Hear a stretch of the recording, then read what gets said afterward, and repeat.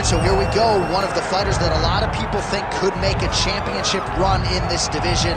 And the term well-rounded obviously is overused in modern-day mixed martial arts, but I think it applies. Yeah, absolutely, John. We speak privately about these fighters, and when we talk about this kid, we talk about what is in the future. Because if you look at him short-term, I think you're not doing him justice. This guy possesses all the skills in order to be an elite-level mixed martial artist. Now, is it guaranteed? Absolutely not. But he seems to have the foundation, the framework to become a UFC champion. Let's see if he can continue on that path with a victory tonight. And one thing he all but guaranteed was a finish, either by knockout or submission, so we'll see if he gets it.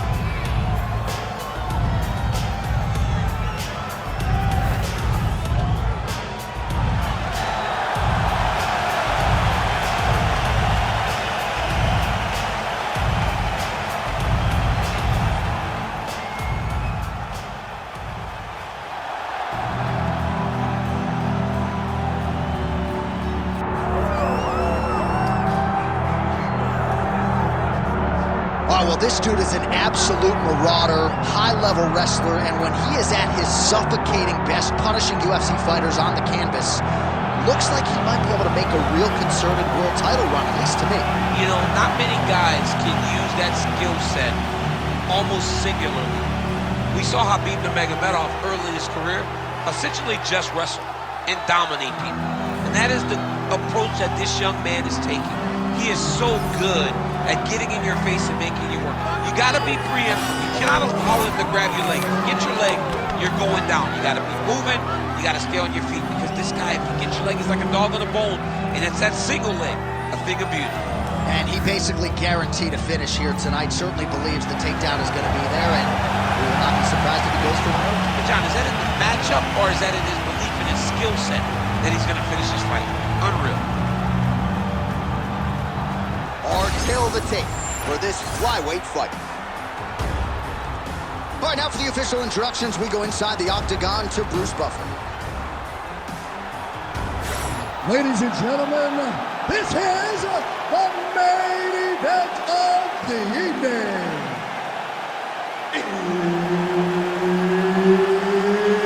It's time! 5 rounds in the UFC flyweight division. Introducing first, fighting out of the blue corner, the pride of St. Louis, Charles Energy Johnson. And now introducing his opponent, fighting out of the red corner, Muhammad the Punisher Mokaev. And there's Herb Dean. He will handle the action inside the octagon. All right, here we go with round one, DC. I know you have been tracking this wrestler all week long. Figures to have a deciding advantage in that round, but on the other side, as well-rounded a threat as he has faced in the UFC. And one of the better guys at staying upright, so all of his skills will be tested and tested at the highest level, because he's a more well-rounded guy. He understands takedown defense, he understands the striking and the grappling.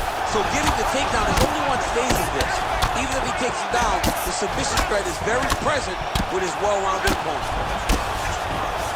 Pretty good elbow there from the bottom as he continues to stay active off of his back. Trying to pass the guard here, but a nice job by the bottom fighter defensively. Bottom fighter did a fantastic job of following with his hips, making sure he blocked any attempt to get past his guard. Nicely done there as he forces the miss from his opponent. Oh, and he escapes up to his feet. Very nice. Oh, he got tagged something fierce there. Great combination. Oh, collar tie.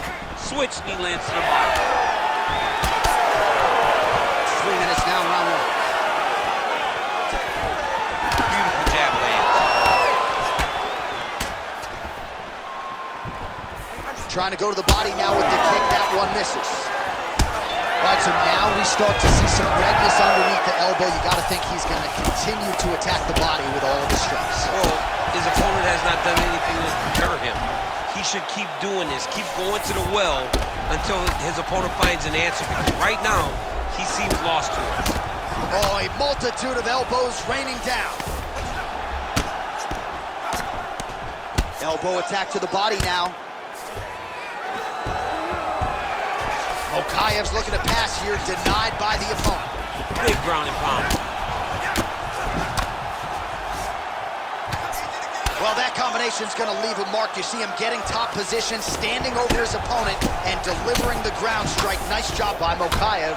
Staying busy from bottom position here. Oh, he's got a choke. Oh, that looks tight. Oh, he escapes. He got out. I mean, wow, that is great submission defense. Ground and pound strike there now. A lot of top pressure being applied here as he works out of side control. He's very accurate in the ground and pound, and it's showing because he's landing so consistently. Nice punch landed.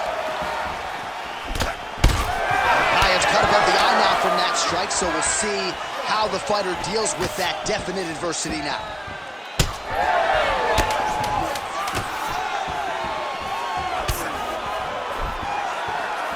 That horn sounds means we have reached the end of round one. Heading back to the corner now. Mokaev's bleeding pretty bad from the forehead here. Hopefully the cut man can nip that in the bud and make sure that that blood doesn't trickle down into his eyes as the next round begins. All right, let us get you some replays from that previous round. He certainly got a lot done on the feet, and as such, he has opened up a pretty significant gash above his opponent's eye. Yeah, it was a buildup. He just kept popping him. He kept hitting him until something opened him up. And now he can see the damage that he's inflicting. Nothing feels better to a fighter than to see the person wearing your work. That is exactly what's going on right now. And the cut man is not the only one that is going to keep an eye on that wound as this next round gets underway. Oh, beautiful straight left hand.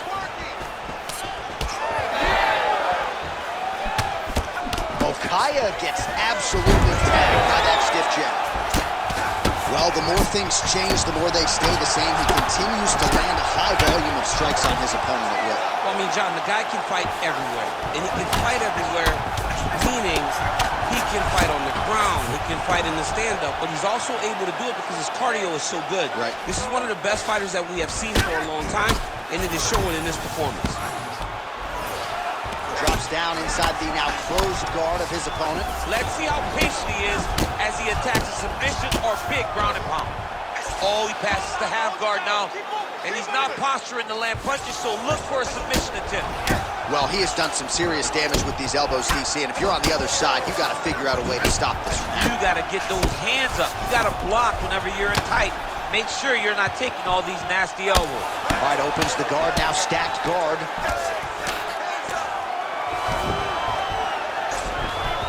All right, crowd absolutely loving it as the fighters, however compromised, make their way back to the feet. They may be tired, but that fatigue is warranted. That was an And with the goes to the judo throw right into side control. He's inside control. He's got a ton of options. The hard ground and pound is paying dividends. He has opened up a cut. Right back! Lands a big elbow there. Just over 2 minutes now to go. Oh, and he's able to land a strike there from the bottom. Nicely done by Mokaev. Back to his feet. Well, he's really picked up the pace here in round two. Much more aggressive now here and starting to find himself in the pocket. Dude getting active. Lands another combination to the head. Oh, and now capitalize from here. I mean, that was beautiful. The way that he took the underhook, stepped all the way across, and hit that hip toss. And he's back up. Obvious redness on the right side of his body. Big knee. All right, so the referee has called a halt to the action here, likely to have the doctor come in and look at the swelling around that eye. Not good, DC. You cannot allow these fighters to dictate, determine whether or not they can go. When you have this type of swelling, you got to take a close look to see if the guy can compete. I think they're going to stop this fight. I stand corrected. Doctor's going to allow them to continue, but he's going to have to go for it, I would think. Yeah, he's going to have to make some adjustments. And also, he's going to have to lay it all out on the line. He cannot stay back and get picked apart as he has to this point. Well, the one thing about throwing jabs is that when you throw a jab, you kind of set your lead leg because you're trying to extend on the jab. If a person has good timing on leg kicks, they will... Double leg takedown lands. Right, so the damage continues to be doled out. And I think a lot of fans watching at home would probably like to see the referee call on the bell. And that's very rare, because fight fans want to see violence. But right now, you have seen enough. This guy is beat. This guy is battered. He doesn't have much more. He has not done the right things to allow for himself to win this fight. All right, there's the end of the round, and hopefully not the end of the fight. He doesn't look as handsome as he did when he walked out. That is a severe gash on his face. All right, so he survives to the stool, but he's going to need a plastic surgeon on Monday. Let us show you some of the strikes that caused that damage above the eye. Just beautiful striking on display. He found the target constantly.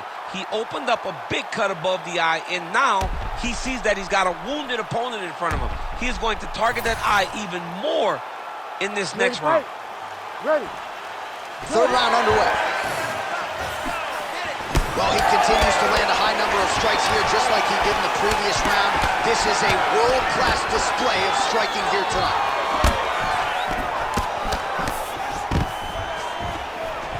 And a nice job at least staying upright on that.